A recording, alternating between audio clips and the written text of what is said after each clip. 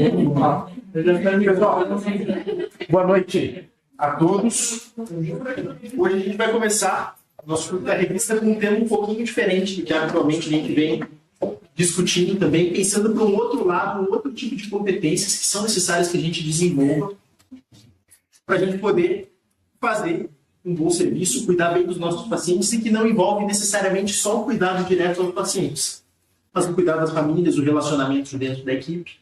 E a ideia hoje é a gente falar um pouquinho sobre empatia e regulação emocional. E antes da gente começar, eu queria fazer uma pergunta rapidinho para vocês duas, na verdade. Primeiro, se tem alguém aqui que não se considera empático. Isso é uma dificuldade minha, eu não sou nada empático. Para as famílias, não consigo. Doutor, quem mais? Mais alguém não se considera empático? E uma segunda pergunta. Você está meio médio? Às vezes sim, às vezes não? Ou tipo, sempre mais ou menos? Às vezes eu percebo que eu não fui dele. Daí você volta e tenta ser. Deu um pouquinho. E você acha que empatia é uma habilidade treinável? A gente pode treinar ser empático? É? Como que a gente treina empatia? Aliás, o que é ser empático para vocês? Acho que tem que se expor, né? Por exemplo, é difícil você dizer que uma pessoa consegue ser empática se, por exemplo, ela não teve que passar por alguma situação de ter a fragilidade de outro, né, precisar, né, se preparar para isso. Então, eu acho que depende de como vocês gostam.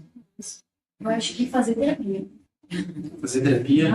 Porque você acaba se entendendo e sendo empático com si mesmo. Então, é um exercício de entender você e se não se culpar e também não culpar o outro. Entendi. O que mais? Concordo com a Gil. Vai ter nessa. Não sei do que se trata, né? Aliás, você me contou ali rapidinho um pouco. Vai ser possível. Mas eu, assim, na minha forma de ser, na minha essência, eu não me preocupo muito com as pessoas. E eu aprendi que isso é uma coisa errada, principalmente do ponto de vista profissional e familiar. Eu não falei isso por ninguém.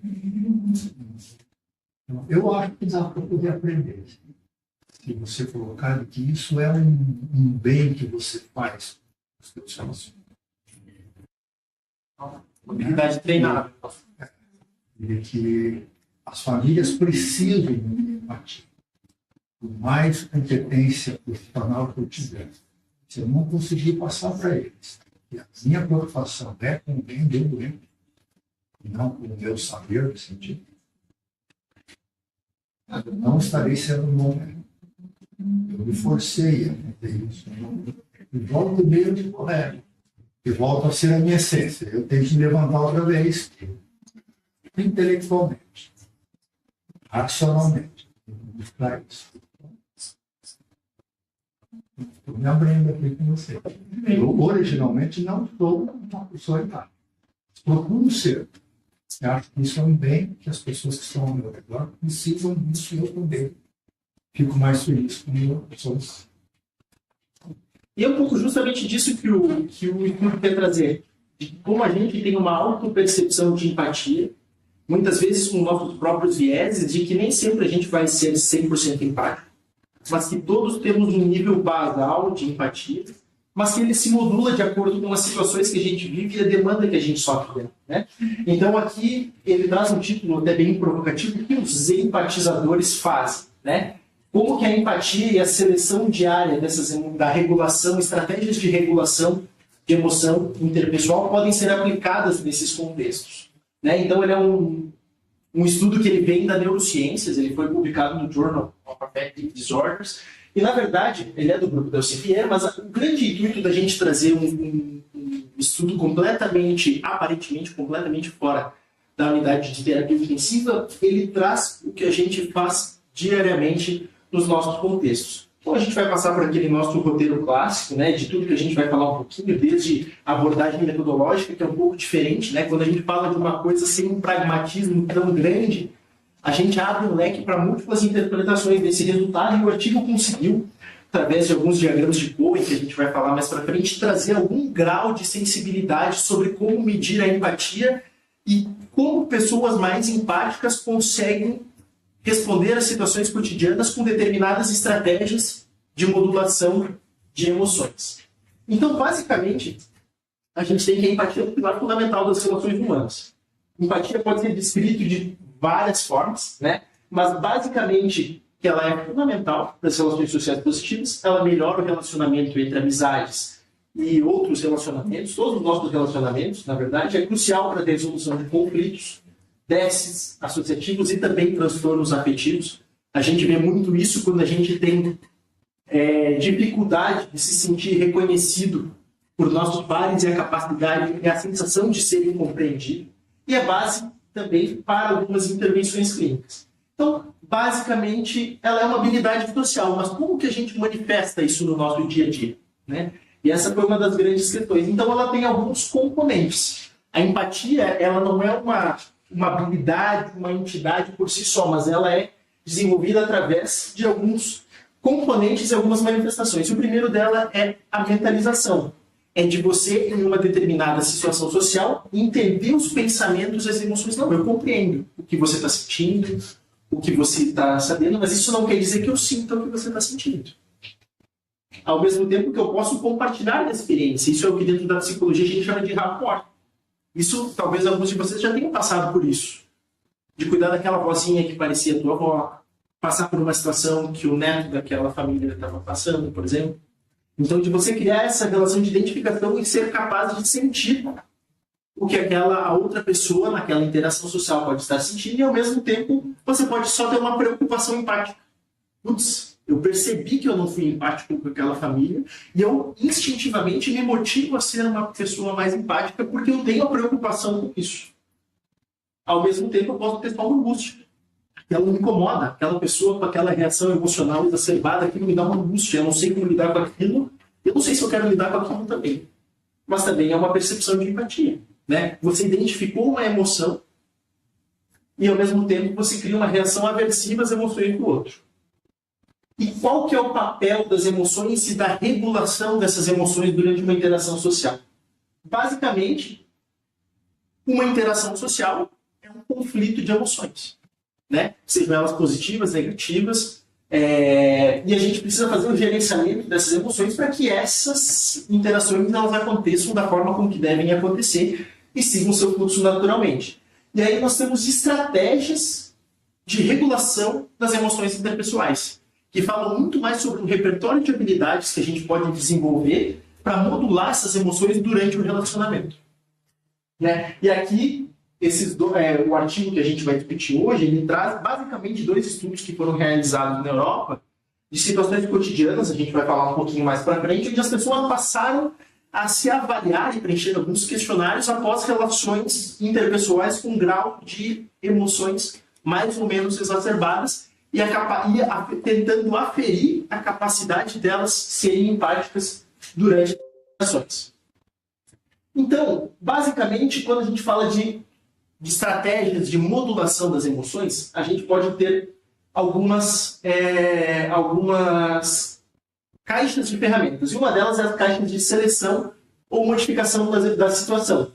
Eu posso fazer uma evitação, sugerir que essa pessoa, olha, evite as situações que desencadeiem esse tipo de emoção, para de pensar sobre isso, vamos ver uma outra coisa, sai de si, né? Que é uma das estratégias. A gente pode simplesmente fazer uma abordagem dessas emoções, olha, veja com outras pessoas, coloque aquela emoção em xeque, será que é isso mesmo que você está percebendo? Preste atenção em outras coisas.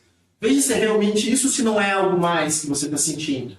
A gente pode ter uma abordagem voltada para a resolução de problemas. Olha, vamos tentar ver como que a gente pode lidar com isso de uma forma melhor. Quem sabe se você começar a se auto-perceber dessa forma, presta atenção em algumas palavras do teu discurso.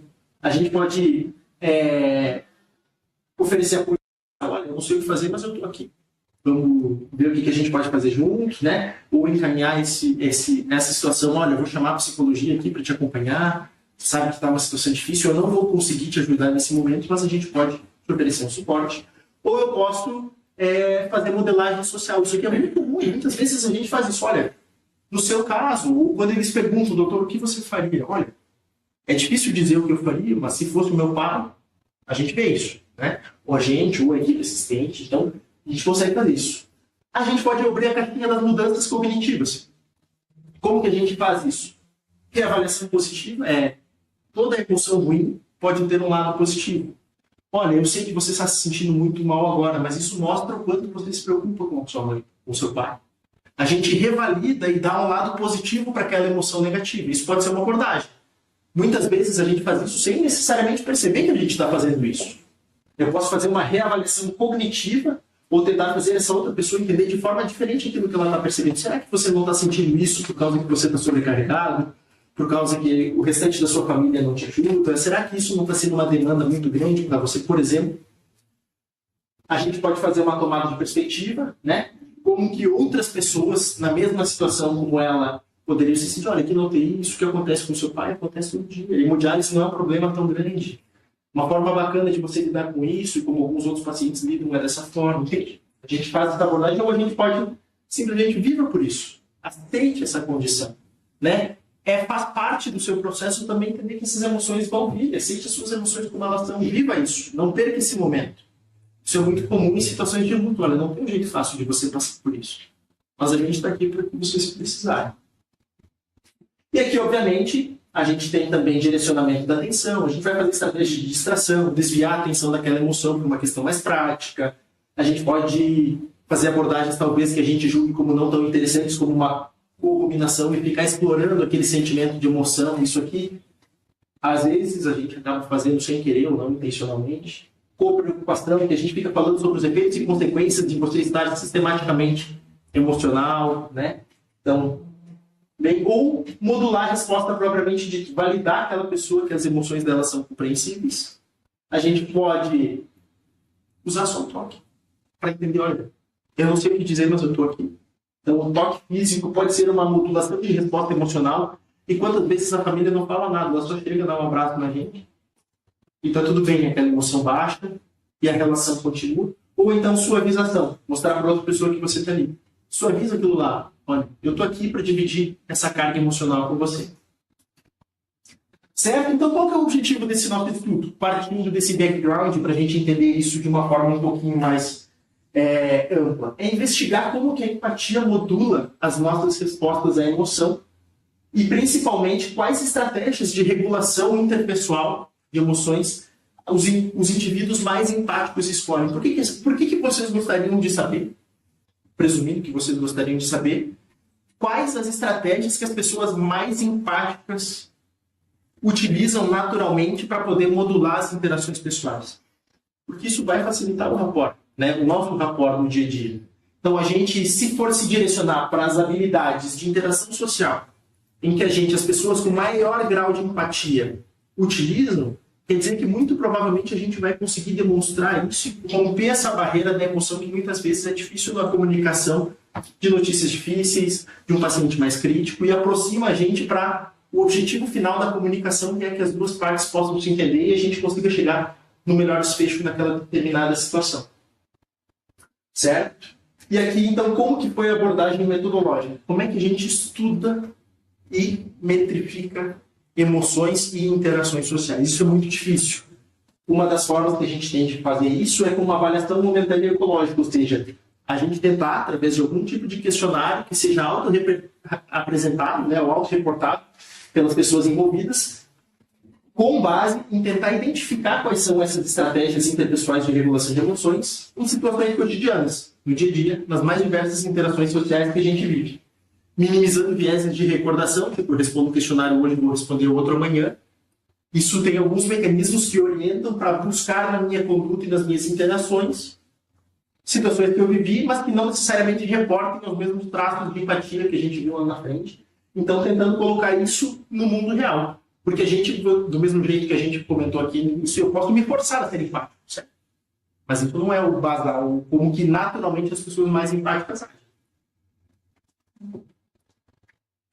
Fatores preditores do nosso estudo. Então aqui a gente pensa, bom, quais são esses fatores preditores? Aqui a gente tem diferentes facetas, né? Tomada de perspectiva, preocupação empática e sofrimento pessoal. Isso são traços de empatia. Do mesmo jeito que a gente fala de traços em outras condições, traço falciforme, enfim, a gente pode ter pistas disso que não necessariamente significa que essa condição seja mantida o tempo todo. Ou eu posso estar em um estado de empatia. Ou seja, em determinada relação acontece algum evento que eu estou inteiramente dedicado a compreender e medir aquela empatia, mesmo que momentaneamente eu estou integralmente vivendo aquele estado de empatia. E aqui, bom, a tabela 1 que ele trouxe, a mesma tabela que ele usou comparando esses estudos 1 e 2 que a gente já vai trazer mais pra frente, foi com relação a todos aqueles itens e as estratégias, né, que foram utilizadas. Desde, então, evitação, aproximação, resolução de problemas, suporte social, daquela primeira tabela que a gente falou na introdução, né, as mudanças cognitivas, modulação de resposta, né, então usar toque, suavização, validação. Então ele traz isso de uma forma sumarizada e basicamente todo o estudo ele vai focar em cima do mentalizar, né, por exemplo, que mentalizar as emoções e a gente compreender e fazer essas perguntas, né, o que a pessoa está pensando, o que ela está sentindo, quais são a motivação por trás das ações dela, quer dizer, esse paciente aí, esse familiar está com cara de culpa. Esse aí deixa eu falar que canta. Isso aí é culpa. Não fez o que devia, agora está aqui chorando, enchendo meu saco. A gente pensa isso intuitivamente, algumas vezes isso escapa, isso não é um problema. Mas é alguma forma que a gente tem de perceber a capacidade, ou a relação, sejam elas positivas ou negativas, de tentar perceber o que aquelas emoções do familiar vão interferir na nossa relação com a equipe, com os nossos colegas, com o enfermeiro que está de plantão, com o diretor do hospital que está vindo pegar no pé, enfim, N condições. E o que ele acredita. Isso aqui tudo passa pelo processo de mentalização e a capacidade de entender e interpretar o comportamento dos outros. E, obviamente, como a Júlia disse no começo, nosso próprio comportamento. A gente consegue ser mais empático com os outros, quando a gente consegue ser empático com a gente mesmo, entender o que a gente está sentindo, o que a gente está passando. Considerando essas mesmas perguntas. Então, eu vou continuar agora explicando como eles fizeram isso. Como eles fizeram para entender quais estratégias as pessoas utilizaram nessas situações cotidianas, né? Transformar esses dados tão subjetivos em algo objetivo para a gente entender quais dessas estratégias são mais prováveis de serem utilizadas. Então, ele reuniu 2 estudos num só, e eles têm números de participantes diferentes, né? No primeiro estudo, então, reuniu 125 participantes, e eram participantes voluntários, eles mesmos que dispunham para responder esses questionários, na Alemanha, com uma idade média de 25 anos. Tinham um alto nível educacional e também estavam num relacionamento. Isso demonstra algumas características que podem ser mais associadas a se ter empatia, né? Estar num relacionamento, ter um apoio familiar, enfim, isso pode predispor a pessoa a ter mais esses comportamentos. Tá bom? Eles utilizaram um tamanho de amostra para detectar efeitos médios, então, 90% de poder.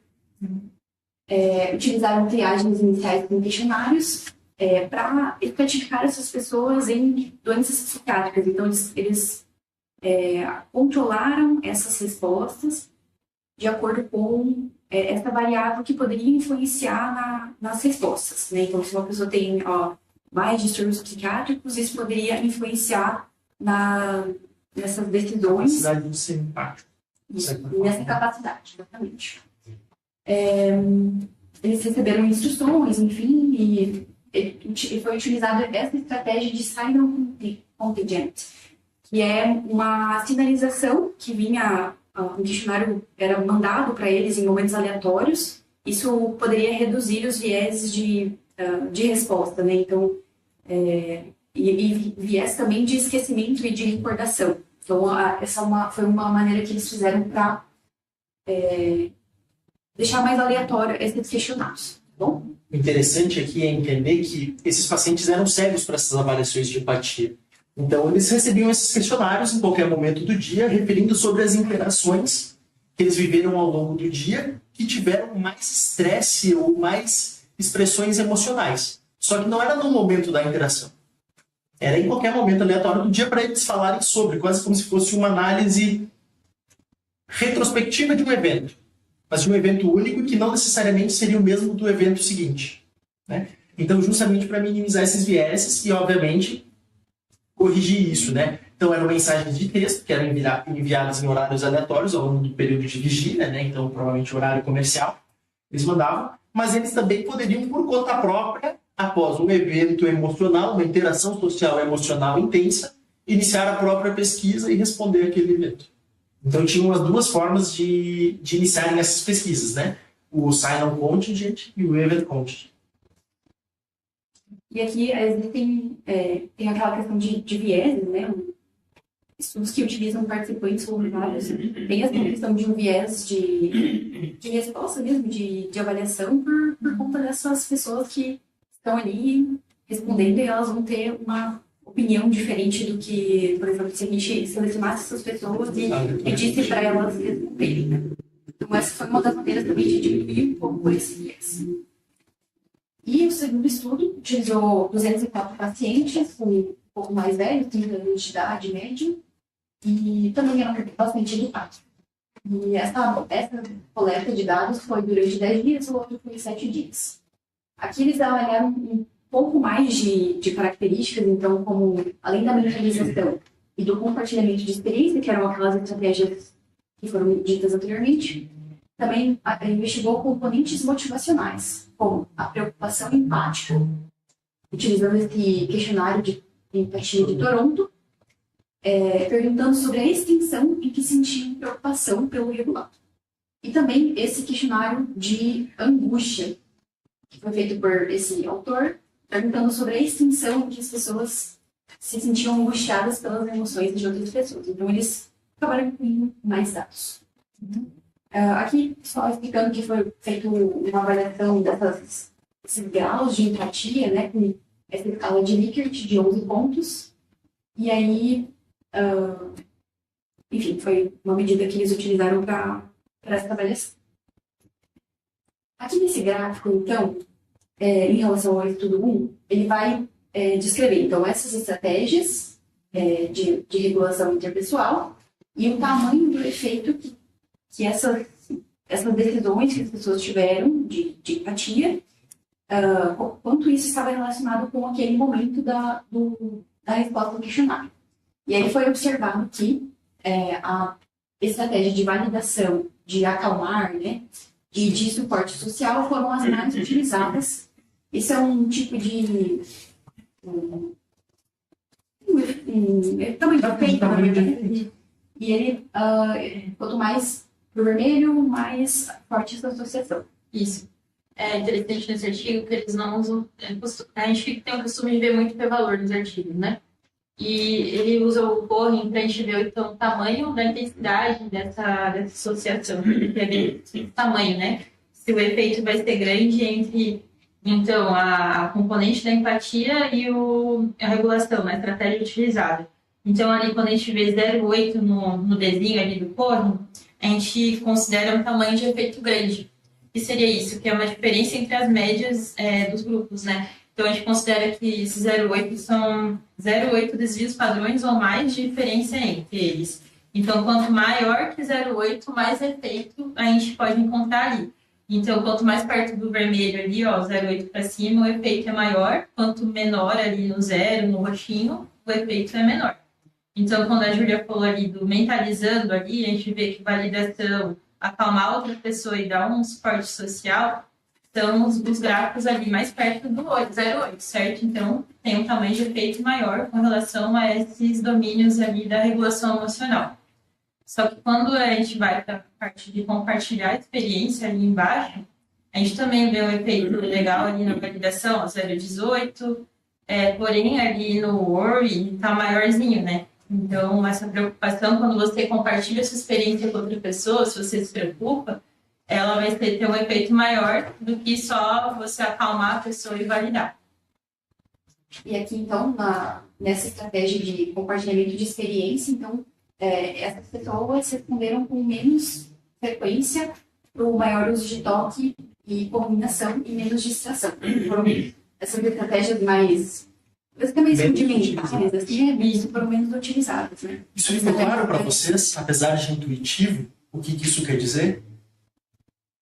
Ficou claro esse gráfico de que as pessoas com maior mentalização, ou seja, que tem a capacidade de perceber as emoções, a maioria delas utilizou da validação das emoções, a suavização daquilo que ela está sentindo e ofereceu suporte adicional.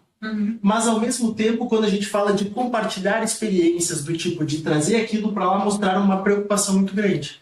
Ou seja, a preocupação em compartilhar as experiências e também, ao mesmo tempo, evitar o uso de toque, evitar a corruminação de ficar reforçando aquele sentimento ruim e, principalmente, apresentaram menos distração nas interações. Ou seja, não desfoque, não pega celular enquanto... Entendeu? Menos momentos de distração. É isso que esse gráfico vai traduzir através de medidas de tamanho de efeito. Ok? Não é entender isso.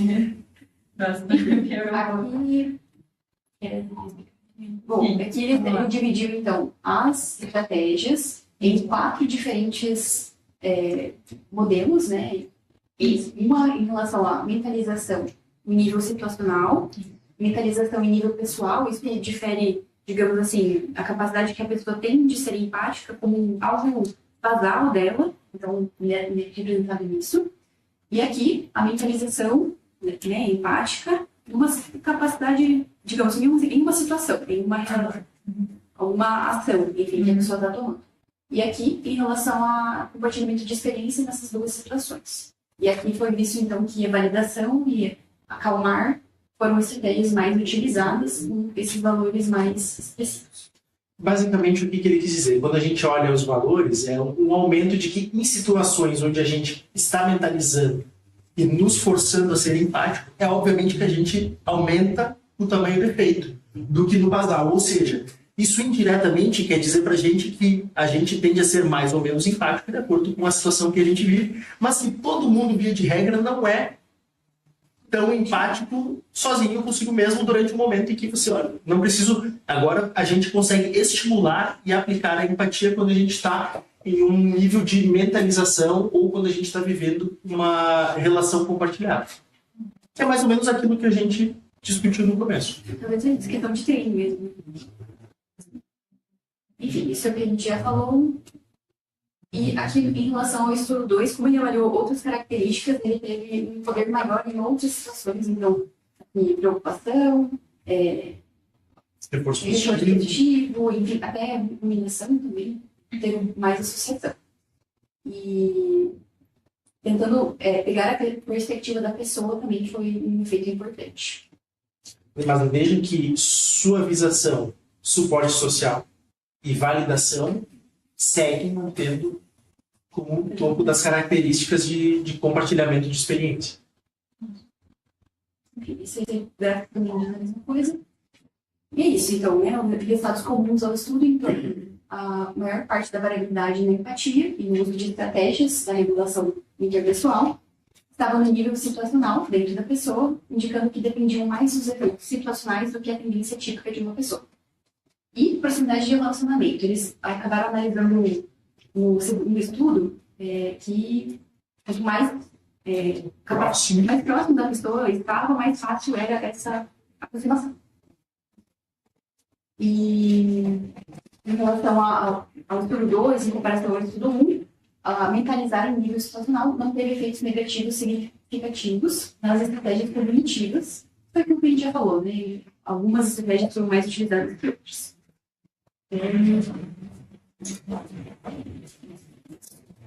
Então, vamos revisar os conceitos que foi falado até agora.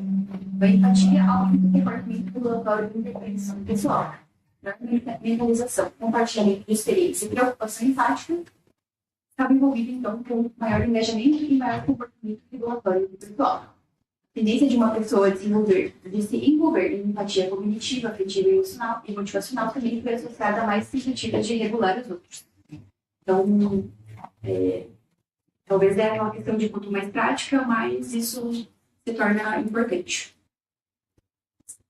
a mentalização e o compartilhamento de experiências foram as mais utilizadas e em relação ao que a gente já disse também, com validação, organização e apoio social. E menos estratégias cognitivas, como reavaliação, distração e resolução dos problemas. A gente queria fazer uma relação com a UTI mesmo, né? O quanto que isso poderia ajudar a gente na UTI nesse aspecto. Então, a gente sabe que a gente está sempre sobrecarregado e a gente também tem as nossas próprias emoções no momento de uma conversa com uma família difícil, por exemplo. Mas talvez, sabendo disso, a gente possa se relembrar uma maneira de, como se fosse mesmo um gatilho, digamos, comportamental mesmo, uma tentativa de modificar o seu comportamento naquele momento para que você tenha uma melhor comunicação também, né? Então, utilizar dessas estratégias de validação e de apoio social, isso tende a ter um comportamento mais empático, né? Você tem essa tendência, e isso poderia ajudar nas relações interpessoais na UTI. E aí, ajudar na tomada de decisão humanizada e menor conflito também dentro da UTI, que é algo que a gente se beneficiaria, né? E é isso. Então, conclusões. A tendência geral de uma pessoa em ser empática não se traduz necessariamente em sua empatia em uma situação específica, né? Tem muitas nuances que vão estar relacionadas nesse momento. Mesmo que o residente tenha uma alta capacidade empática, ele precisa estar atento e ativamente engajado em mentalizar em nível situacional para responder eficazmente às necessidades momentâneas dos pacientes. E aí, pessoal?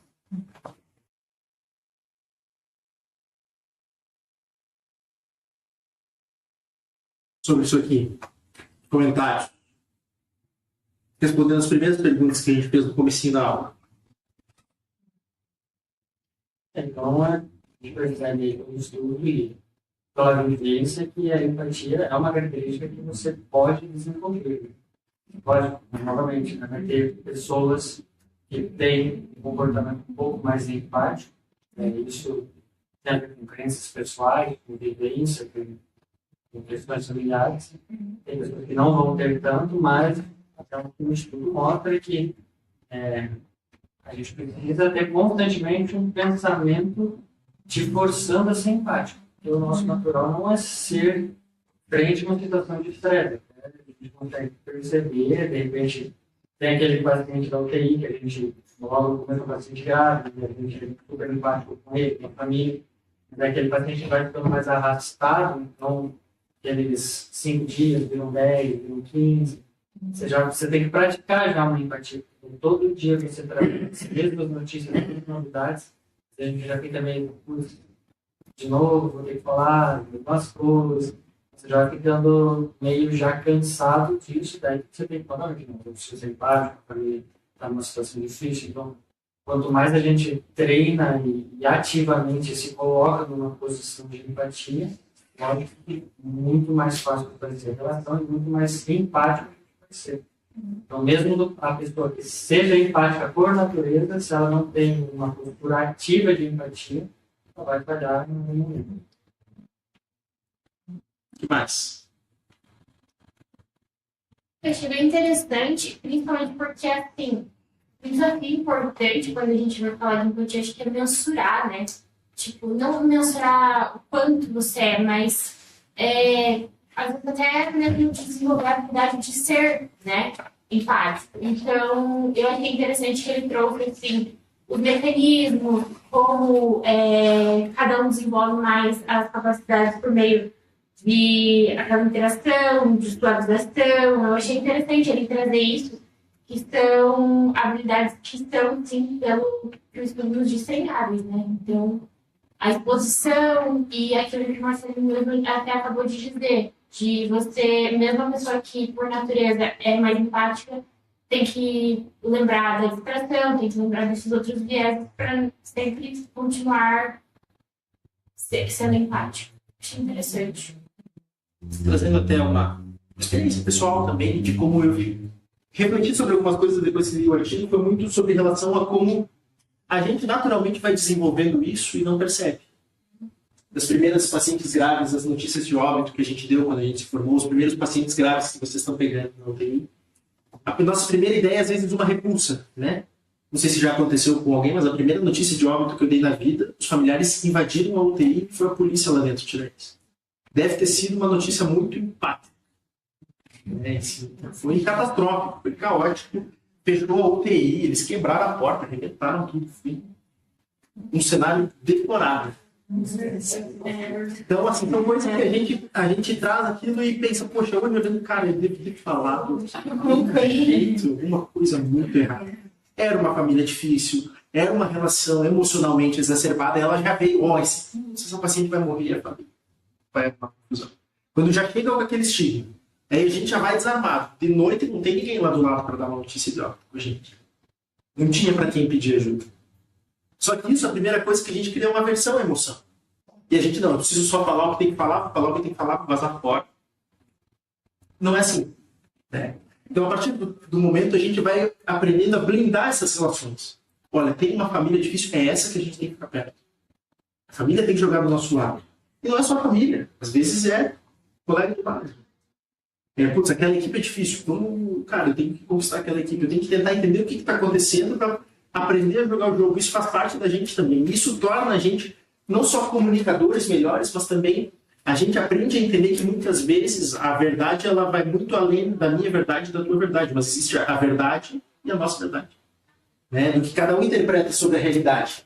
E se a gente sente, talvez a grande questão disso aqui tudo é que se a gente sente que em algum momento a gente precisa tomar decisões mais humanizadas, a gente precisa reduzir mais conflitos, sejam eles da natureza que for, conflitos com famílias. Prestem atenção se vocês são pessoas que eventualmente estão envolvidas em muitos conflitos. Às vezes a gente não percebe.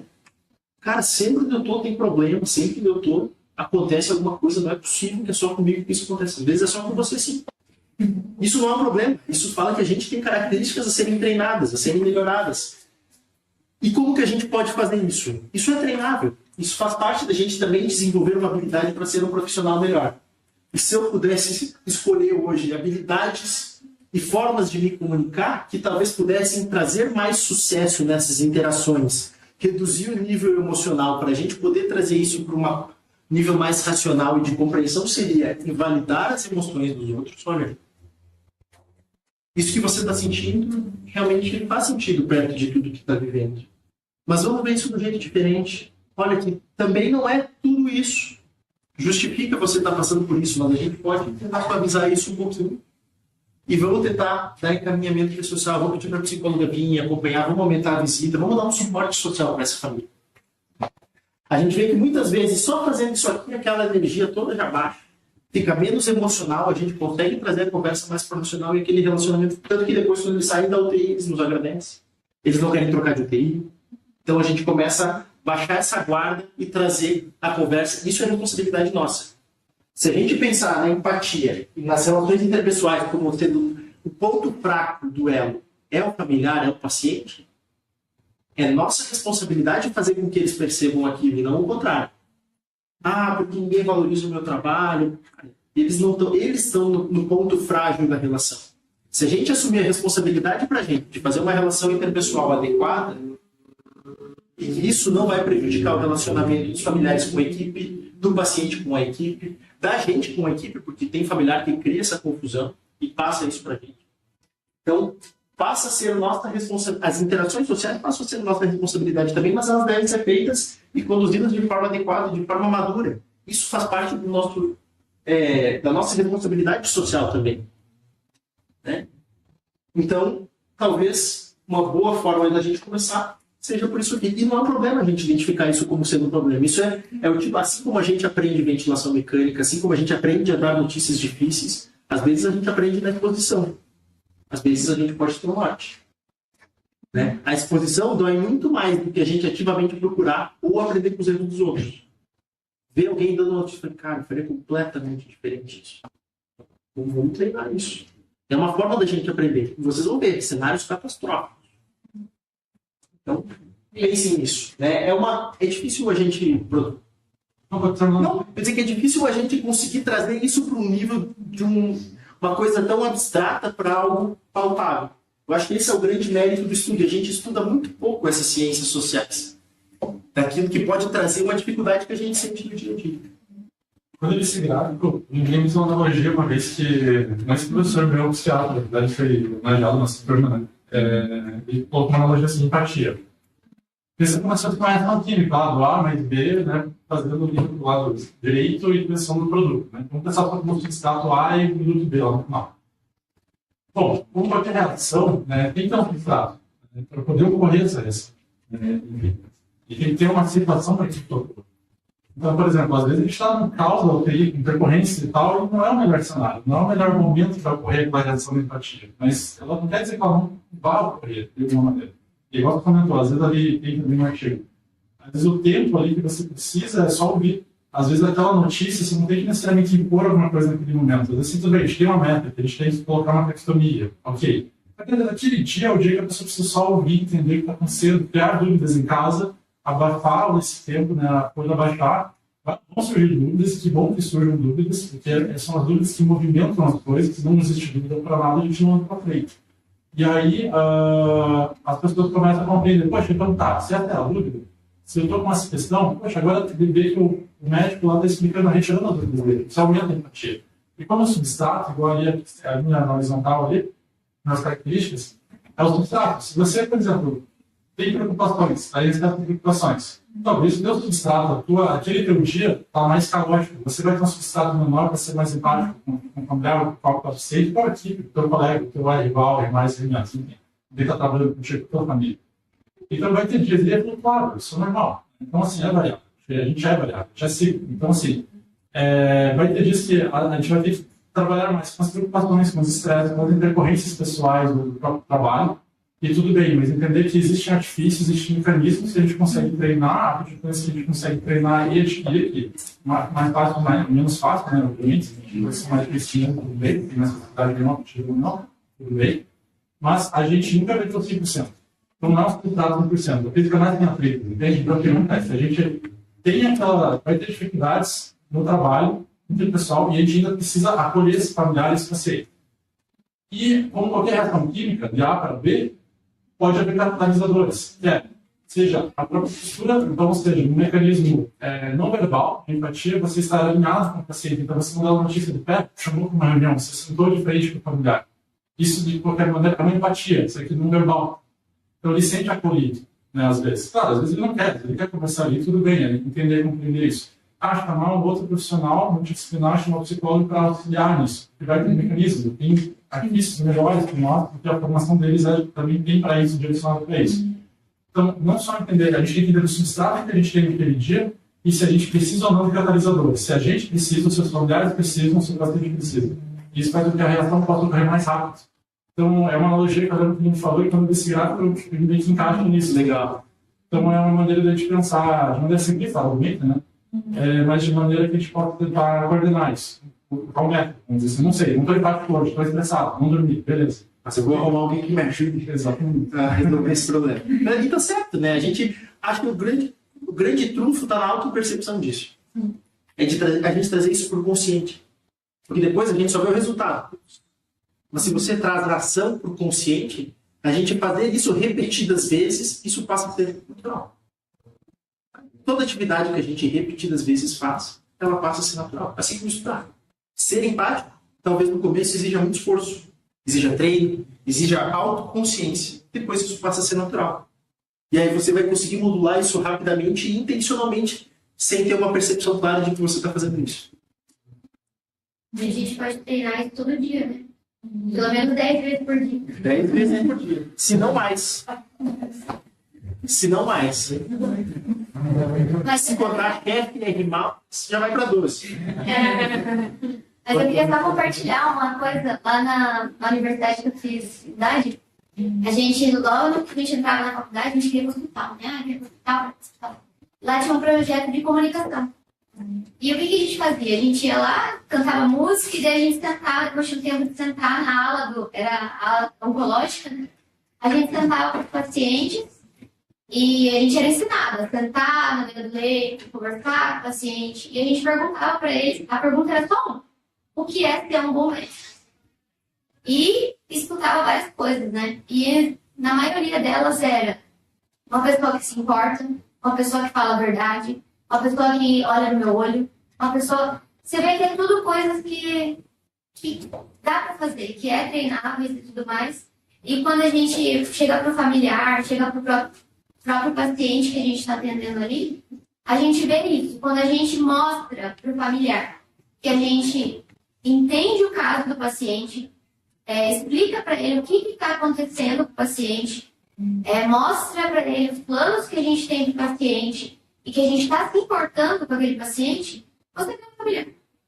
Sabe? Quando você consegue mostrar ali para ele que você se importa. Você se importa com o familiar dele que está ali.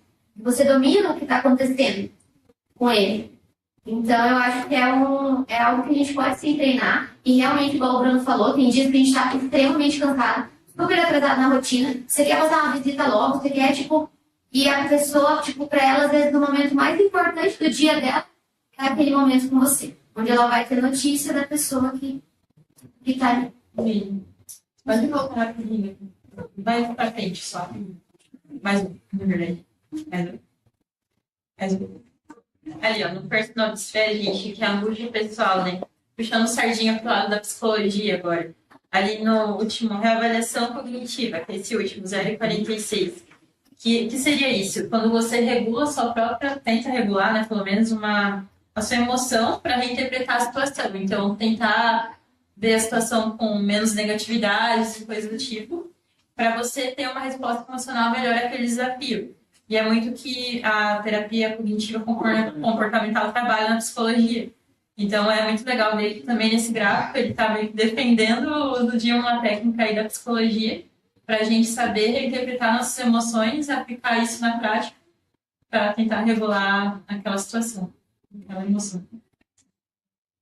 Doutor. Puxa, nem sei muito o que dizer. Não sei nada disso. Mas assim, primeiro eu gostei muito do que o Marcelo falou, a Júlia, Bruno. Eu acho que vocês são muito consistentes, assim, com o mesmo pensamento. Né? Enfim, eu aprendi ao longo do tempo, sem estudar isso profundamente, de que o que importa no final é de que a família e o paciente façam uma boa avaliação. Bom, e isso não é da boca para fora. A Luana está aqui já? Não. Não? Mas durante uns 15 anos, aqui, certamente no sul do Brasil, a gente foi pioneiro em colocar a psicologia no beira do rio. Em um determinado momento, na década de 90, a gente colocou na cabeça, eu e o Dado, que é um tio meu, estou junto aqui na Nações, a gente colocou na cabeça de que o objetivo final era a avaliação que o outro fazia depois. Não que você fazia, que você tinha. Isso há 30 anos atrás. Né?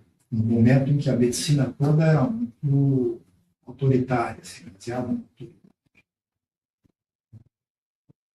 E aí a Raquel começou, sempre foi a pessoa da Raquel, que a Raquel foi quem ensinou essas psicólogos todos que estão dentro dos hospitais hoje. Tudo da Raquel, útil.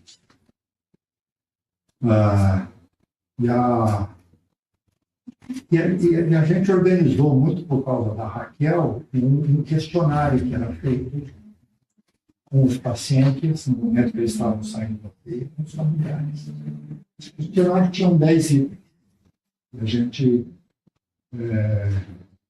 fazia essa avaliação sistematicamente, né? Durante 15 anos. Né? Deve ter essas avaliações de 10 mil médicos. A Raquel ainda faz isso, no Marcelinho. Acho que no Vitabatel ainda faziam até uns 3 anos. pais, eu deixei de avaliar isso. E acho que, assim, como a minha geração é diferente, a minha geração tinha isso como uma obrigação profissional. E não assim como uma coisa que eu tinha que treinar. Não, era a minha obrigação. Saber fazer volume, saber fazer droga vasoativa, né? Então, se eu não era capaz de ser empático, eu tinha que ser empático. O objetivo final era fazer com que todo mundo saísse satisfeito. Sair satisfeito significa sair vivo, sair sem sequela, sem complicações e feliz. A gente não sabia muito, não sei muito dessas estratégias, mas eu aprendi a olhar para aquelas pessoas e sentir se elas estão bem, se está faltando alguma coisa. Desenvolver uma capacidade de poder perceber o outro é um troço fenomenal. E você não vai ser empático para você. Você vai ser empático para o outro. E às vezes o outro não precisa de tudo. Eu não tenho uma estratégia que possa ser melhor. Não estou entendendo muito isso. Com 200 pessoas que não são doentes, que não são famílias, se tem alguma coisa aqui que eu posso utilizar, vai me fazer ser diferente se eu treinar uma ou outra habilidade. Porque é muito diferente quando você está numa situação de estresse, quando você é vulnerável, quando você tem alguém da tua família vulnerável. Perceber o outro, né? E se preocupar genuinamente pelo outro, mesmo que eu não seja assim primariamente. Eu sou um homem muito solitário. Eu tenho o meu direito de ter os meus momentos solitários, mas eu não posso ser desse jeito sempre. Em alguns momentos eu tenho que me preocupar com o outro.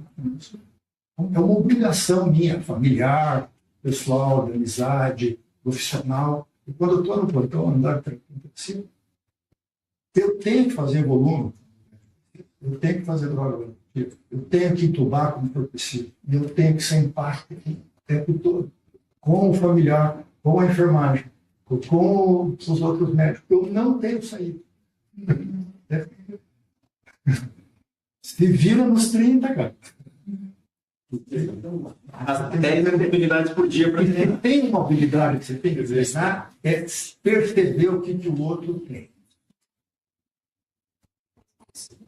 Estou fazendo uma caricatura aqui, fazendo um esforço, porque senão fica muito né?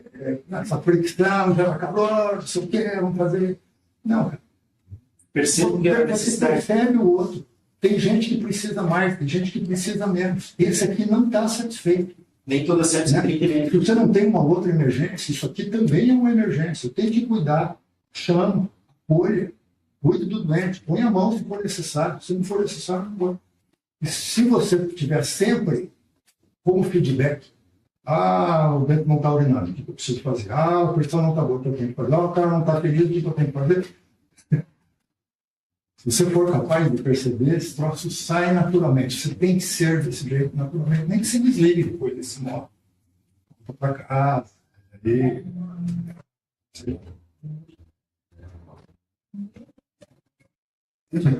Mas eu serei um mau médico, serei um mau educador se eu não perceber as necessidades do meu aluno, se eu não perceber as necessidades dos meus funcionários, se eu não perceber a necessidade dos meus pacientes, dos meus amigos, dos meus filhos, de todo mundo. Mas eu não sei bem treinar qualquer uma delas. Esse é um outro passo. É um passo que daí eu precisaria de me tornar assim, muito racional em cada uma das ações. Quando eu tenho que treinar, na verdade, ser que aquilo seja um troço natural. Mesmo que eu não seja assim, porque eu preciso ter. Porque mesmo que não me deixe feliz, vai me deixar feliz de novo. A minha felicidade é com o resultado. Né? Eu me sinto feliz quando doente. Acho que vocês sentem isso. Quando vocês fazem bem com o doente, alguém manda uma mensagem de que está bem, é um troço delicioso. Né? Mesmo que aquilo tenha sido estressante, foi de noite, né? Ou seja, você foca no resultado. Porque o resultado é importante. No final das contas, é o que vocês fazem. Vocês vão para um hotel, e o hotel é uma baita de uma porcaria. No final das contas, vem alguém, te dá um presentinho, te dá um doce, você volta para o hotel. Se o hotel for super bom, mas tiver uma toalha desarrumada, você pede para arrumar a toalha, ninguém dá toalha, você nunca mais volta. Você não foi acolhido. Experiência, né? Tudo é assim, a gente tem que dar conta de coisas que às vezes são banais, dos preceitos, porque a minha obrigação profissional ser. Muito bem. Algo mais, gente? Certo? Vamos para o cofre. E daqui a pouco a gente volta um pouquinho mais para discutir sobre algumas coisas.